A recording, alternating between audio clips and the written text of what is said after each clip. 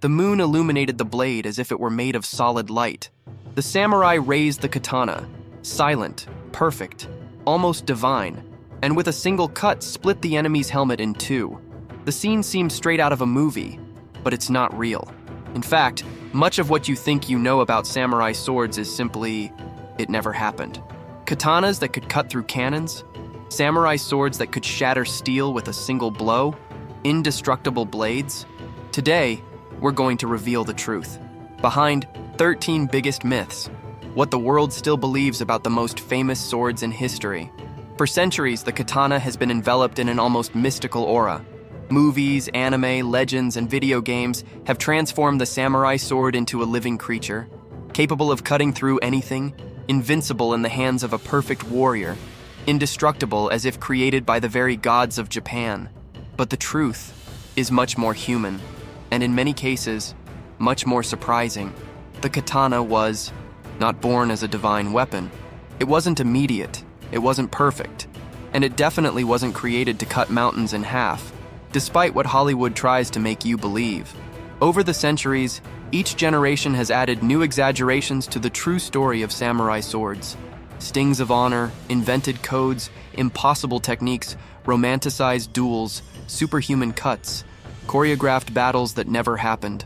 The reality is different. The samurai were warriors, but also politicians, strategists, farmers, assassins, and sometimes even mercenaries. The katana was deadly, yes, but it was far from being the perfect sword that many imagine. From its supposed indestructibility to the myth of cutting cannons.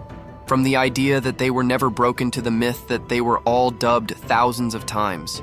From exaggerated rituals to stories that blend honor with fights, wars, and sheer brutal necessity. Today, we're going to separate fantasy from truth. Let's reveal the 13 most persistent myths about samurai swords, those that even dedicated fans still believe in. And you'll discover that reality is often even more impressive than fiction. Japanese steel wasn't magic, but the forging, the technique, and the history behind it. That's what truly deserves respect. Prepare to shatter everything you thought you knew about samurai swords, and to discover a side of the katana that few truly know. If you love hidden truths, debunked myths, and the real story behind legendary blades, subscribe to Blades and Shadows. Leave a like and comment which myth you've always believed in, and which one you think I'll expose today. This is perhaps the most repeated myth of all, and the easiest to imagine. Movie scenes show katanas splitting open cars, stone pillars, steel doors, and even cannon barrels. It's beautiful, it's dramatic, and totally fake. The truth is that the katana is an extremely sharp weapon, but also extremely fragile when used incorrectly. The perfect katana cut depends on 3 essential pillars: precise impact angle fluid and continuous movement of the stroke, material compatible with the blade. When these 3 points don't happen, the opposite of the fantasy occurs. A sword bends, streaker break. And that's not a flaw, it's design. The katana was created for cutting meat, bone, and light armor, all within the reality of feudal Japan. It wasn't designed to break through thick metal or hard surfaces. Its rolled steel combines edge, hardness with core flexibility. This blend ensures excellent cuts, but also clear limitations. Historical blacksmiths recorded dozens of cases of blades chipping or breaking after poorly executed cuts. And master swordsmen taught that a good katana lasts as long as the warrior understands its limits. So yes, a katana can cut lots of things with incredible efficiency, but you can't cut it anything, not even close. This myth exists because the katana, that's impressive, but it's not magic, and using the blade as a tool to cut metal will only destroy the weapon. In real-world practice, a poorly positioned cut could ruin years of a blacksmith's work, with a single impact. If there's one romantic image that every samurai fan has seen, it's that of the Japanese blacksmith hammering steel endlessly, as if creating a sacred and indestructible sword. Yes, the technique of bending steel did exist, but the myth exaggerated it to an absurd degree. The truth? No katana in history has ever been folded thousands of times, not even hundreds. The historical average was between 10 and 20 folds. And why bend steel? Because the Japanese ore called Tamahagane. It was full of impurities. Bending didn't magically make the steel stronger. I left him purer, distributing carbon, expelling defects, and creating uniform layers. Now imagine folding it thousands of times, as many believe. With each fold, the number of layers also doubles. With 1,000 folds, a blade would have a number of layers that would surpass any possible physical limit and would turn to dust. Literally, the steel would disintegrate. So why did this myth survive? Because the layers create visible and beautiful patterns that enchant anyone who sees a katana up close. The soft glow, the combine, the challenge, all of this makes it seem like there are thousands of folds. But what exists is until no mystical exaggeration. And blacksmiths were far more practical than legends suggest. Bending too much weakened the steel, it didn't strengthen it. Therefore, were katanas folded? Try. Was this necessary? Try. Were they folded thousands of times? Never. Technical truth is far more interesting than myth. This is one of the most widespread beliefs and one of the most incorrect. Hollywood transformed the samurai into a romantic swordsman, always resolving battles with the katana in elegant and honorable duels. But the historical reality is very different. The katana was rarely used as a primary weapon, and in many periods, it wasn't even used in battle. The samurai's true arsenal was something else entirely. 1. The spear. It was the most common weapon in open fields. With its superior reach, organized formation, and ease of use, the Yari decided battles long before the katana was drawn. 2. The arch.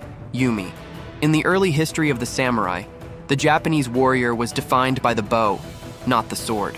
Samurai were mounted archers, specialists in hitting moving targets. 3. The black dust. Weapon. During the Sengoku period, firearms became extremely common. Many samurai were shooting before they even thought about using blades. So, where does the katana come in? The katana was essential, but for a different purpose. Backup weapon, used when combat became too close. Class symbol, representing status and ancestry. Instrument of mourning, in personal confrontations outside the battlefield. Weapon for indoor environments, such as castles and residences. Justice tool, in formal and ritual executions. But to say that the katana was the main weapon of the samurai is like saying that modern soldiers fight primarily with knives. She was valuable, but she was not the protagonist of the war. Movies and anime make us imagine armies running with katanas raised. In real life, that would be suicide. The katana only came into play when everything was already chaotic, close, and personal. If you've ever watched a movie where the hero blocks a bullet with his sword or cuts steel armor in two, you've seen this myth in action. And of course, it's completely false. The katana is deadly, but it is also delicate. It is a fine combination of hardness and flexibility, a feat of engineering for its time. And that's exactly why she had very clear limits. What actually happened when a katana was hit incorrectly? She could bend, crack, lascar, break in half, and that wasn't uncommon. Blacksmiths recorded common accidents, and samurai were trained to avoid direct impacts against hard surfaces as much as possible. Why did this happen? The katana's edge was extremely hard in order to maintain its sharpness, but this harshness comes at a price: lateral fragility. The inner core was more flexible to prevent the blade from breaking. This balance was brilliant, but far from magical. Historical documents confirm many katanas broke in battle. Some were discarded after a fight. Maintenance was constant, and any miscalculated impact could ruin the blade. The fact that samurai treated the katana as their soul was not merely romanticism. That was because a good sword was expensive, required months of work, and was easily damaged by carelessness. The truth is simple. A katana is not indestructible. A katana does not cut thick steel. A katana cannot survive impossible impacts. She is mortal, yes, but within the realm of real physics. You've seen this scene somewhere before. The samurai stood still, motionless like a statue. The enemy is advancing, a quick glow, and before anyone realizes it, the coup has already been carried out. Many people believe that samurai had impossible, almost supernatural reflexes, but the truth is far more technical and much less magical. The secret wasn't superhuman speed. Era, preparation, and technique. The practice known as iaijutsu or iaijutsu did not make the strike any faster than that of an ordinary human. She simply eliminated unnecessary movements. The samurai trained to take out and hit, no same movement, reduce trajectories, keep your hand in the perfect position, predict the enemy's attack. What seemed like an instant cut was, in fact, absolute economy of effort. And most importantly, the enemy almost always attacked first. The samurai simply reacted, but he reacted in the most efficient way possible.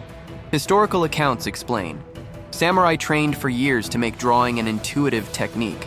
Most of the speed came from the correct positioning of the sheath. Duels usually ended with 1 or 2 moves, not dozens. The myth of supernatural speed arose because the movement was clean, fast, mortal. To untrained viewers, it seemed literally impossible, but it was just a combination of discipline, plus practice, plus anticipation. It wasn't magic. It was the method. And in real life, samurai didn't spend all day carrying out those cinematic raids. It was a technique used in duels, ambushes, and extremely specific encounters. This is one of the most poetic and most frequently repeated images in the history of katanas. You've probably heard this before. A katana so sharp that if you drop silk on it, the fabric tears apart on its own. Beautiful? Try. Real? No, absolutely not. Silk doesn't cut itself. It folds, slides, and flows. Even the sharpest wire in the world wouldn't cut through a lightweight fabric with just a free fall. Physically, it doesn't work that way. So where did this myth come from? Its origins lie in theatrical performances and misunderstandings.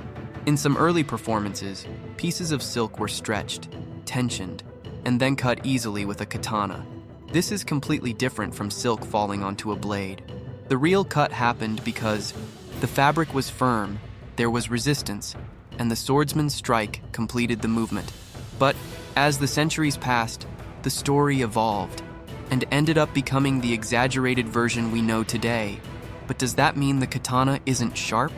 On the contrary, a high-level katana could cut bone easily, slicing meat with surgical precision, to penetrate light armor, and cause devastating injuries. Yes, she was one of the sharpest weapons in history, but within what is physically possible. Historical tests, Tameshigiri show, with the correct technique, the katana cuts. Thick bamboo, dense tatami mats, pieces of meat and bone, and even helmets made of thin iron. All of this is real, but cutting silk isn't enough. This belongs in the world of poetry, not war. This myth is repeated so often that many people believe that every Japanese blacksmith had a line of condemned prisoners waiting to be tested. The truth is more complex and very different from the bloody image created by sensationalist films and videos. First, this was not common practice. Feudal Japan did not waste prisoners. They had political, economic, and military value. Using them solely for testing blades would have been absurd according to the logic of the time. But were there actual cut tests? Try. They were called tameshigiri, but the target was not a live prisoner. They were bodies of criminals who have already been executed or dense straw mats, which mimicked human resistance. Old documents contain phrases such as cut of 2 bodies, cut of 3 bodies. This wasn't literally someone piling up living people. It was a way of measuring the technique and sharpness of the blade in bodies already dead, sometimes stacked, yes, but in a controlled ritual context and extremely rare. Why did the myth grow so much? Exaggerated popular legends over the centuries. Western travelers, they misinterpreted the reports. Military propaganda. The 19th century fueled stories about swords so good they could cut whole men apart. Movies reinforced the sensationalist narrative. The historical truth, cutting tests were performed on tatami mats, wood, bamboo, or already lifeless bodies. Samurai did not waste people's lives just to test steel. It was a technical ritual, not a routine practice. The best blades had markings printed on the tang, nakago itself, indicating their tameshigiri results. So yes, the katana was being tested, but not in the way the internet likes to tell it. This myth is almost sacred to many fans. The idea that the katana was not only deadly, but also the best sword in all of human history. A perfect weapon, superior to any other, unbeatable in any context. But when we analyze history, metallurgy, and military reality, the truth is quite different. No weapon in history is the best. And that also applies to the katana. Each civilization created adapted blades to its territory, to the climate, based on the available materials, to the way of fighting, to the type of enemy. Comparing a katana to, for example, a Viking sword or a gladius is comparing tools made for completely different functions. What the katana does extremely well: clean cuts, quick strikes, close-range combat 1v1 situations, or duels indoor environments, homes, hallways, castles. But what the katana does not do so well: piercing power, inferior to Western swords, combat against heavy metal armor, organized military training, strong blows against shields, prolonged combat without maintenance. The katana was perfect for the feudal Japan, where armor was made of leather, lamellae, and light plates. Ceremonial duels were common. Battles focused more on mobility than raw impact. The terrain often restricted movement. But if you were to put a katana against it, complete European suits of armor, tower shields, Roman phalanxes, or swords designed to pierce steel, she would be at a disadvantage. The myth of the perfect sword arose because she is beautiful.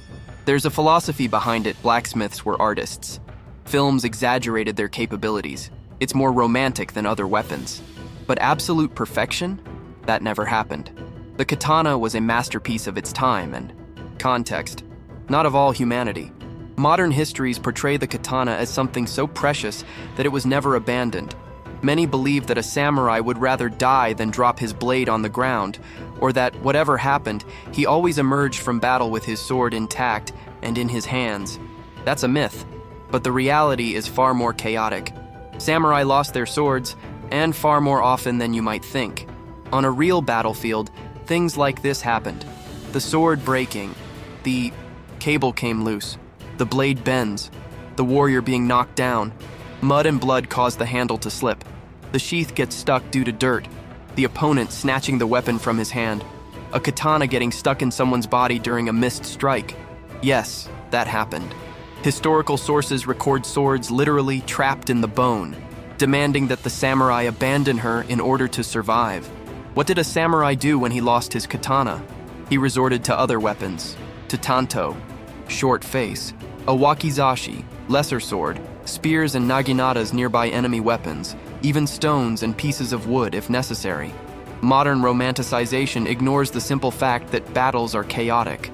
And in the chaos, weapons fall, break, disappear, or are exchanged for something more useful at the moment. Records prove samurai carried two swords, precisely because they knew that one of them could get lost. Not for aesthetic reasons, not out of honor, but for practicality. The idea of never losing your katana is pure fiction. In real life, the samurai did what a trained warrior should do: survive first, retrieve the sword later. And often, it couldn't even be recovered. Thanks to movies, anime, and novels, many people believe that samurai lived in a world of formal duels, full of honor, respect, rituals, and impeccable rules. But the historical truth is much darker and far less glamorous. Samurai didn't live dueling like in the movies. Most Japanese battles were characterized by ambushes, night attacks, political assassinations, dirty tactics, and brutal strategies to secure an advantage. Japanese history itself is full of betrayals, coups d'etat, and civil wars where honor was more of a slogan than a reality. And the duels? They existed, but they were rare, and they did not follow that romantic ideal. Many lasted only seconds. Others were pure improvisation, and some of them happened outside of any rules, in alleys, roads, and battlefields. The code of honor Bushido, it wasn't universal. The Bushido we know today was, in large part, conceived centuries later, mainly during the Edo period, a time of relative peace. Before that, the samurai were warriors, armed farmers, assassins in the service of masters, violent politicians, and sometimes even brutal state enforcers. The idea that they fought clean simply doesn't hold up to historical records. And more, samurai considered it perfectly valid. Attack from behind, to ambush a sleeping enemy, use numerical advantage, manipulate allies, set villages on fire, sabotaging armies, and even use ninja spies. The objective was not martial honor, era victory. The modern myth was born much later. During periods of peace, Japan reinvented the image of the samurai, transforming him into a moral symbol, not a true portrayal of what he was really like during wartime. If there's one common mistake in movies, it's this: two katanas clashing with full force, creating dramatic sparks as the warriors engage in an aesthetically pleasing battle worthy of Hollywood. Beautiful? Try? Realistic? Not at all. Samurai did not use the katana to block frontal blows. This was considered extremely dangerous, and only happened as a last resort. The reason is simple: the katana was not made for impact. She is a weapon of court, not a collision. Blocking a sword directly meant high risk of breaking the blade, risk of chipping the wire, risk of bending the sword's body, risk of losing the kan forever. Japanese blacksmiths have documented this repeatedly. The katana is susceptible to both side and frontal impacts. So how did the samurai defend themselves? 1. Using the body's natural shield, light dodging and angled steps. The defense relied more on mobility than on collision. 2. Blocking with the mune, non-sharp side of the sword. When they really needed to block, they used the back part, which was more resistant. 3. Using the sheath, saya, as a quick defense. This is much more historical than the movies show. 4. Avoidance techniques, not striking techniques. The idea was to redirect the blow, never to absorb it. The combat manuals, densho, were clear. A direct blockade is a defeat of the spirit. Modern translation: you broke your sword and lost the fight. Hollywood went overboard. Way overboard. The image of two katanas clinking repeatedly is pure fantasy. In real life, a single misplaced block was enough to destroy months of a blacksmith's work and put the warrior in immediate danger. The katana was lethal, yet delicate, and samurai knew this better than anyone. When we think of a katana, we imagine an absolute jewel: perfect steel, impeccable details, refined artistry, almost divine beauty. And yes, some swords were truly extraordinary masterpieces, but to believe that that's how they were, is another myth fueled by movies and pop culture. Most katanas weren't perfect. They were functional. Throughout much of the feudal period, especially during times of war, the demand for weapons was enormous. And what happens when you need to arm an entire army? Creates 10,000 works of art. You create weapons that are practical, simple, and quick to produce. Japan had 3 main levels of quality. 1. Blades from master forgers, very high quality. Rare, extremely expensive, used by daimyo, generals, and elite warriors. 2. Blades from regional blacksmiths, medium quality. They were good, reliable, but lacked artistic refinement. 3. Mass-produced blades for soldiers, basic quality, designed to equip troops quickly. Fewer layers, fewer details, simpler steel. Many low-ranking samurai used exactly this third type, because it was what they had. And there's another detail that's been overlooked. A sword-it was not the primary sword in war. The yari, spear, and the naginata, halberd, had priority. In other words, it didn't make sense to invest a fortune in swords for everyone. The myth of the perfect katana comes from preserved pieces from rich collections, ceremonial swords, not battle swords, works by legendary masters, armor and weapons produced during peacetime, popular culture exaggerating aesthetics. The truth is simple. Some katanas were treasures, but most of it was just a weapon of war. And, like all weapons of war, many were patched up, restored, worn out, or simply mediocre. This is one of the strongest myths, perhaps the strongest of them all. The idea that every samurai, faced with defeat, simply accepted their fate, knelt down, and performed seppuku in a final act of absolute honor. The truth, however, is far removed from the romanticized version that the West has created. Seppuku was not common, and it definitely wasn't a samurai's first choice. The ritual was extremely rare, painful, complex, and surrounded by ceremonies. It was reserved only for specific situations, often direct orders from a lord, formal. Punishments, political acts, public rituals to restore reputation, agreements to avoid humiliating executions. Even so, the vast majority of samurai, he never committed seppuku throughout life. And in battle, contrary to modern myth, when combat went wrong, samurai, they were fleeing. They surrendered, were captured. They were being traded as hostages. They were executed by enemies. They made pragmatic decisions. Or simply, they died fighting. The idea that samurai sought to die with honor is a pure cultural reconstruction of the Edo period. An era of peace where books, plays, and philosophies transformed the violent warrior of the past into an idealized moral symbol. In real feudal Japan, survival was valued more than death. Masters needed their men alive, productive, and loyal, not constant martyrs. Seppuku was almost always accompanied by a kaishakunin, an assistant who'd capitated the samurai after the abdominal cut to avoid prolonged suffering. The scene was not pretty. It wasn't clean. That's not what the movies show. Yes, seppuku did exist, but that was far from being the rule, and it certainly wasn't the standard response to failure, defeat, or shame. The legend grew far more than the reality. If you've made it this far, you're already one of those who don't accept pre-written stories, who prefer truth to legends. So don't come out of the shadows. Subscribe to the Blades and Shadows channel. Leave a like to strengthen our brotherhood. Which myth surprised you the most today? Comment below. Share this video with someone who still believes in these legends about the samurai. More myths will be destroyed, more blades will be revealed, more truths will come to light, because here, history cuts deeper than any sword.